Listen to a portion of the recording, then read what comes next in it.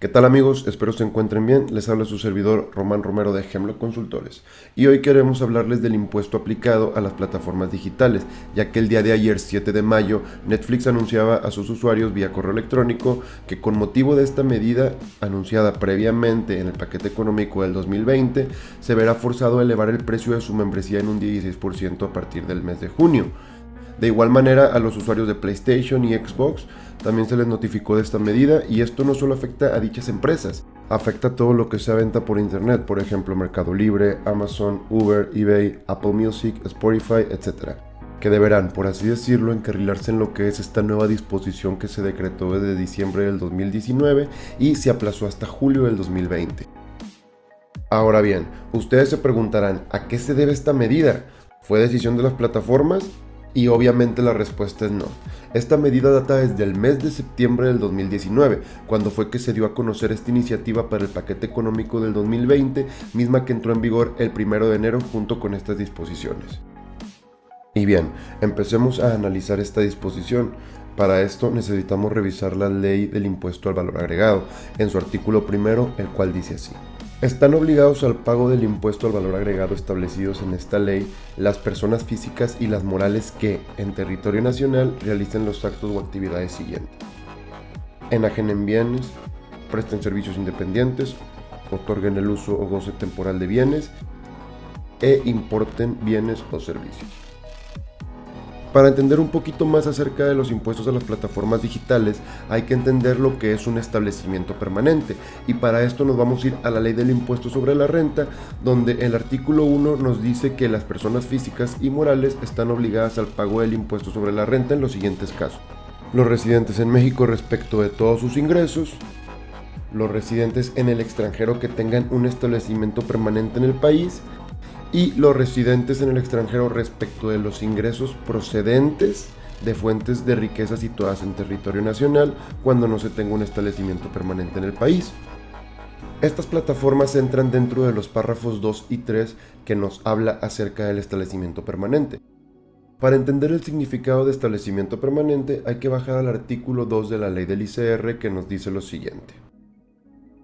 Establecimiento permanente es cualquier lugar de negocio en el que se desarrollan parcial o totalmente actividades empresariales o se presten servicios personales independientes. Cuando un residente en el extranjero actúa en el país a través de una persona físico-moral distinta de un agente independiente, se considerará que el residente en el extranjero tiene un establecimiento permanente en el país. De igual forma, se considerará que un residente en el extranjero tiene un establecimiento permanente en el país cuando actúe en el territorio nacional a través de una persona física o moral que sea un agente independiente. A partir de este punto ya entendemos lo que es un establecimiento permanente y quiénes están obligados al pago del impuesto al valor agregado. Con esto nos vamos al artículo 16 de la ley del impuesto al valor agregado, en el que nos comenta lo siguiente. Para los efectos de esta ley, se entiende que se presta el servicio en territorio nacional cuando en el mismo se lleva a cabo total o parcialmente por un residente en el país. Tratándose de servicios digitales a los que se refiere el artículo 18b de esta ley, prestados por residentes en el extranjero sin establecimiento en México, se considera que el servicio se presta en territorio nacional cuando el receptor del servicio se encuentra en dicho territorio, y se estará lo dispuesto en el capítulo 3 bis del presente ordenamiento. Lo que nos habla de este artículo referente a los servicios digitales es que al no tener establecimiento ellos podían evitar el cobro del impuesto, y así, al agregar este párrafo, se genera un candado a los servicios digitales para que donde se reciba el servicio es donde se genera el impuesto. Y bueno, a partir de ahora nos vamos al capítulo 3 bis de la ley del IVA, que nos habla de la prestación de servicios digitales por residentes en el extranjero sin establecimientos en México. Aquí vamos a hablar un poquito más de lo que es el artículo 18b, que nos dice lo siguiente. Para los efectos de lo dispuesto en el cuarto párrafo del artículo 16 de la presente ley, se consideran únicamente los servicios digitales que a continuación se mencionan. Cuando estos se proporcionan mediante aplicaciones o contenidos en formato digital a través de internet u otra red, fundamentalmente automatizados, pudiendo o no requerir una intervención humana mínima, siempre que por los servicios mencionados se cobre una contraprestación. La descarga o acceso a imágenes, películas, texto, información, video, audio, música, juegos, etc. No se aplicará lo dispuesto en esta fracción cuando se trate de servicios de intermediación que tengan por objeto la enajenación de bienes muebles usados, como por ejemplo el marketplace de Facebook, ya que Facebook no es una plataforma de compra-venta. Tampoco los intermediarios entre terceros que sean oferentes de bienes o servicios y los demandantes de estos. Y bueno, el artículo 18 lo que nos está explicando es cuáles son los servicios digitales que son acreedores a este impuesto. Y bien, nos vamos al artículo 18D en el que nos explica cuáles son las obligaciones fiscales que debe cumplir los residentes en el extranjero sin establecimiento permanente que brinden servicios digitales a receptores ubicados en el territorio nacional. Estas empresas extranjeras tienen los mismos requisitos y obligaciones que cualquier otra empresa que se va a constituir, que es inscribirse en el RFC, en el SAT. La inscripción en el registro se realizará dentro de los 30 días naturales contados a partir de la fecha en que se proporcione por primera vez el servicio digital a un receptor ubicado en territorio nacional. Ofertar y cobrar conjuntamente el precio de sus servicios digitales, el impuesto al valor agregado correspondiente en forma expresa y por separado. Proporcionar al SAT la información sobre el número de servicios y operaciones realizadas en cada mes del calendario, como los receptores ubicados en territorio nacional que reciban sus servicios. Calcular en cada mes de calendario el impuesto al valor agregado, aplicando la tasa del 16% a las contraprestaciones efectivamente cobradas y presentarlo a más tardar el día 17 del siguiente mes de que se trate. Y emitir y enviar vía electrónica los servicios digitales en territorio nacional, los comprobantes correspondientes al pago de las contraprestaciones del impuesto, en forma expresa y por separado cuando lo solicite el receptor de los servicios, mismos que deberán reunir con los requisitos que permitan identificar a los prestadores de servicio y a los receptores del servicio. Y pues bueno, este último pues es lo mismo, emitir tu CFDI y tu complemento de pago, solicitarlo. Y bueno, con esto terminamos la sección 1 del capítulo 3 bis de la ley del impuesto al valor agregado, que son las prestaciones de los servicios digitales por residentes en el extranjero sin establecimiento permanente en México. Ahora vamos a pasar a la segunda sección, que esta nos habla más acerca de lo que es los servicios digitales de intermediación entre terceros. Y bueno, la primera sección que platicamos anteriormente habla acerca de los servicios digitales. Ahora, también estamos hablando aquí de los servicios digitales, pero con intermediación de terceros. ¿A qué vamos con esto? Vamos a leer el artículo 18J para tener una referencia más y platicarlo. Los residentes en el extranjero sin establecimiento en México que proporcionen servicios a que se refiere la fracción 2 del artículo 18b de la presente ley, que operen como intermediarios en actividades realizadas por terceros, hay afectas al pago del impuesto establecido en esta ley. Además de las obligaciones establecidas en la sección 1 del presente capítulo, estarán obligados a lo siguiente: publicar de forma expresa el IVA correspondiente de cada producto o servicio que se está brindando por medio de la aplicación. Ahí nos deben a nosotros mostrar al momento que estamos solicitando el producto, al momento de pagarlo, el IVA correspondiente de tal producto. 2. Cuando cobran el precio y el impuesto al valor agregado correspondiente a las operaciones de intermediación por cuenta del enajenante de bienes, prestador de servicio u otorgante del uso o goce temporal de los bienes, deberán retener a las personas físicas que enajenen bienes, presten servicio o concedan el uso o goce temporal de bienes el 50% del impuesto al valor agregado, tratándose de las personas a las que se refiere este inciso que no proporcionen a las personas mencionadas en el primer párrafo de este artículo la clave en el Registro Federal de Contribuyentes, previstas en la fracción tercera, inciso B del mismo. La retención se deberá efectuar al 100%.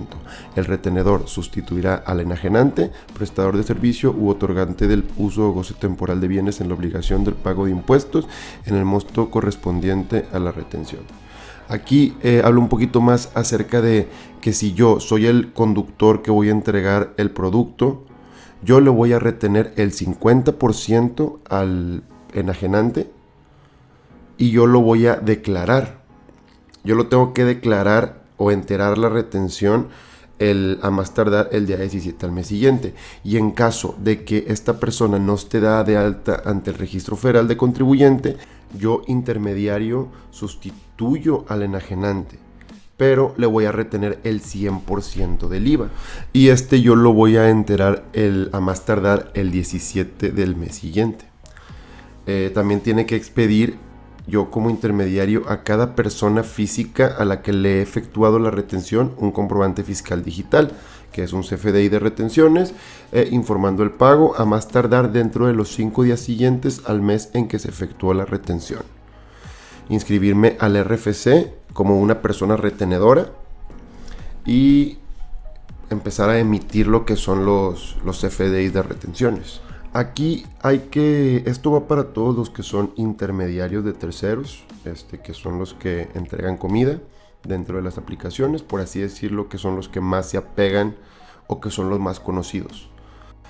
Aquí también entra un punto que deben de proporcionar al SAT una lista de los clientes enajenantes de bienes en cuales ustedes hayan brindado el servicio de intermediario, aun y cuando no hayan efectuado el cobro de la contraprestación. Tienen que proporcionar al SAT lo que es el nombre completo o la razón social, el RFC, la clave única de registro de población, el CURP, el domicilio fiscal, la institución financiera estandarizada en la cual reciben los depósitos, monto de las operaciones celebradas con su intermediación durante el periodo de que se trate y tratándose de servicios de hospedaje, la dirección del inmueble. Aquí yo quiero recomendarles a todos los que son, o si alguien que está escuchando conoce a un intermediario de terceros que ya debería estarse empapando o conociendo un poco de cómo se debe de trabajar, que se acerquen a un contador.